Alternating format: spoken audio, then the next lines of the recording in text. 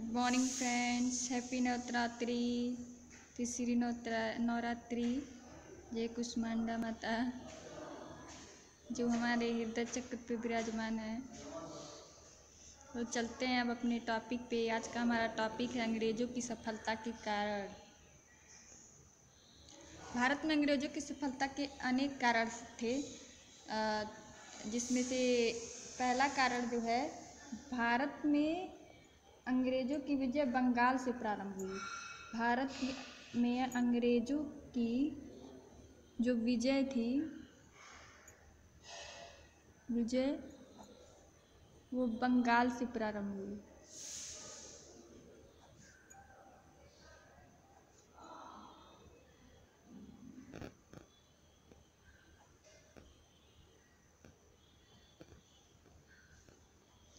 बंगाल एक अत्यंत उपजाऊ भूभाग है। बंगाल अत्यंत उपजाऊ भूभाग है।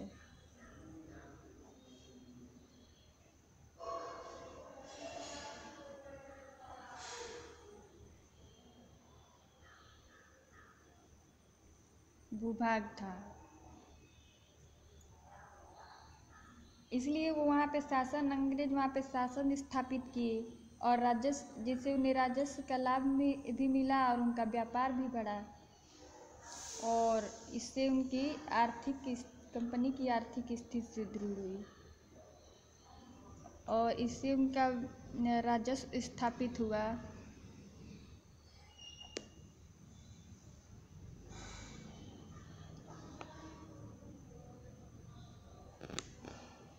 उनका व्यापार भी बढ़ा।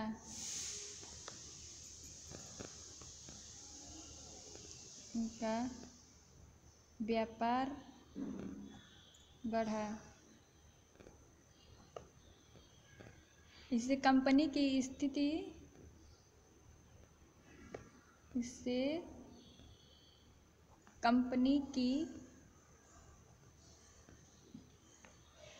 आर्थिक स्थिति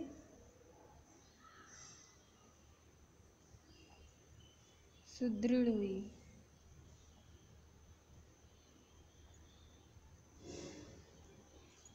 ये रहा पहला कारण। अंग्रेज़ों की सफलता का पहला कारण बंगाल से प्रारंभ हुआ, जो बंगाल अत्यंत उपजाऊ भूभाग था, जिससे उनका राजस्व स्थापित कर उन्होंने वहाँ पर अपना व्यापार बढ़ाया और इससे कंपनी की आर्थिक स्थिति सुदृढ़ हो गई, से सफल हुए। और जो दूसरा जो कारण था अंग्रेज़ों की सफलता की, इनकी सैनिक शक्ति बहुत उन्नत थी। सैन्य शक्ति जो थी बहुत उन्नत थी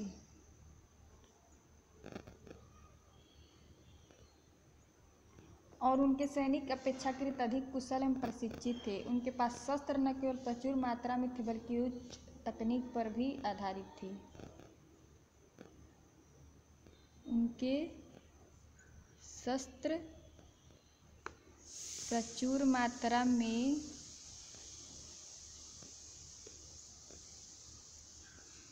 तथा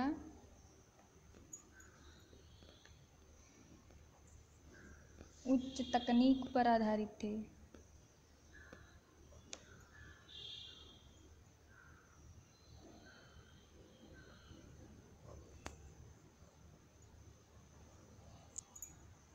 ब्रिटिश कालीन चांदी के सिक्के कहते होते थे, मैं दिखा रही हूँ, जिन पे महारानी विक्टोरिया की तस्वीर बनी होती थी।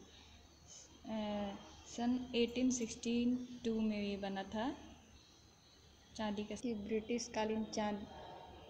कालीन चांदी का सिक्का है जिसमें महारानी विक्टोरिया का तस्वीर लगा हुआ है, ये था। और अंग्रेज जहाज के माध्यम से व्यापार करते थे और ये लॉर्ड वेलेस्ली था कंपनी का मालिक। तो ये रहा दूसरा कारण अंग्रेजों की सफलता की, जिससे उनकी सैनिक शक्ति बहुत उन्नत थी और उनके शस्त्र प्रचुर मात्रा में थे और उच्च तकनीक पर आधारित थे। ये उनकी सफलता का कारण दूसरा था। और तीसरा कारण था अंग्रेजों की सफलता का, उनके पास जहाजी बेड़ा अधिक था। अभी मैंने आपको फिगर में दिखाया ना, उनके पास व्यापार, समुद्री मार्ग से व्यापार करने के लिए जहाजी बेड़ा अधिक था।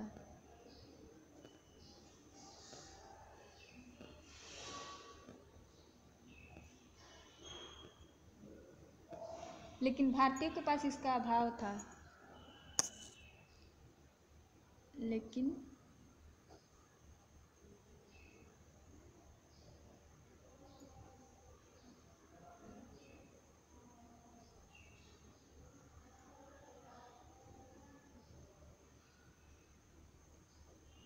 हाँ, ये जहाजी बेड़े इंग्लैंड से आते रहते थे, इस कारण उनके पास रसद एवं सैनिकों का भी अभाव नहीं रहता था। ये जहाजी बेड़े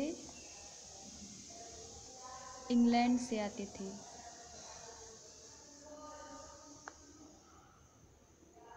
तो जब इंग्लैंड से आते थे तो उसमें रसद और सैनिक भी आ जाते थे, तो रसद और सैनिक का भी अभाव होता नहीं रहता था। तो अंग्रेजी सफलता किसका कारण था कि उनका जहाजी बेड़ा अधिक था और भारतीयों के पास कम था, और ये जहाजी बेड़े इंग्लैंड से आते थे तो उस पर रसद और सैनिक भी आ जाते थे, जिससे रसद और सैनिकों की भी कमी नहीं रहती थी। और चौथा जो कारण था अंग्रेजी की सफलता का, वो अंग्रेज अधिकारी जो थे वो कूटनीति का सहारा लेकर भारत में शासन करते रहे, जैसे वेलेजली की सहायक संधि नीति और डलहौजी की विलय नीति। उन्होंने फूट डालो और राज करो की कूटनीति भी मनवाई। फूट डालो राज करो, अंग्रेजों ने कूटनीति अपनाई। चौथा कारण। अब पांचवा कारण था उनका, भारत में कुशल नेतृत्व का अभाव था, राजा आपस में लड़ते थे। भारत के राजा आपस में लड़ते थे, फलस्वरूप इसका फायदा अंग्रेज उठाकर आगे बढ़ते रहते थे।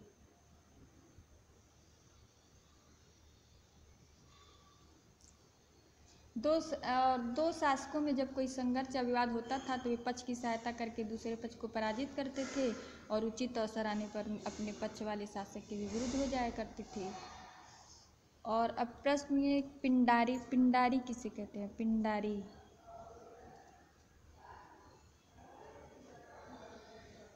पिंडारी जो थे वो लुटेरों का एक दल था। लुटेरों का एक दल था जिसमें हिंदू मुसलमान दोनों शामिल थे। पिंडारी उन्हें कहते हैं, पिंडारी लुटेरों का एक दल था जिसमें हिंदू और मुसलमान दोनों शामिल थे। और रेजिडेंट, दूसरा प्रश्न है, रेजिडेंट किसे कहते हैं? रेजिडेंट सहायक संधि स्वीकार करने वाले देशी राज्यों के दरबारों में रहने वाले ब्रिटिश सैन्य अधिकारी। सहायक संधि स्वीकार करने वाले देशी राज्यों के दरबार में रहने वाले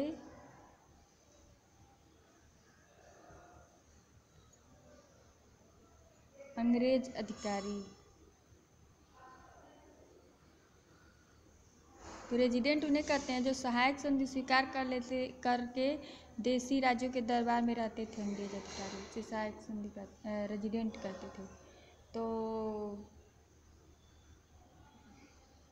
ब्रिटिश सैन्य अधिकारियों को।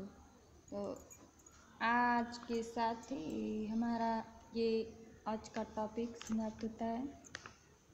तब तक के लिए गुड बाय, मिलते हैं नेक्स्ट टॉपिक।